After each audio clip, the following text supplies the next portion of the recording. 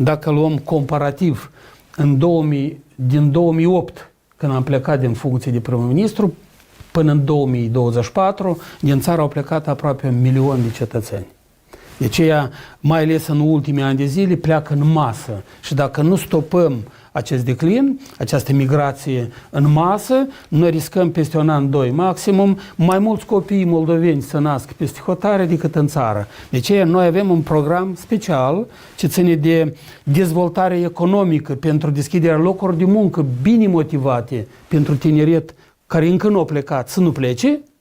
2. De a crea locuri de muncă motivate bine ca cei care au plecat să revină în țară. Asta e un moment. Al doilea moment este un program de susținere a familiilor, tinerilor familii, pentru fiecare familie formată, fondată, de a avea susținere de la stat, în așa mod ca să aibă apartament, să aibă locuri de muncă și multe alte lucruri. 3. Se prevede ca mama, având al doilea copil, deja să aibă statut de mamă eroină. Astăzi, mama care naște 2 copii, deja e eroină, nu cum era odată.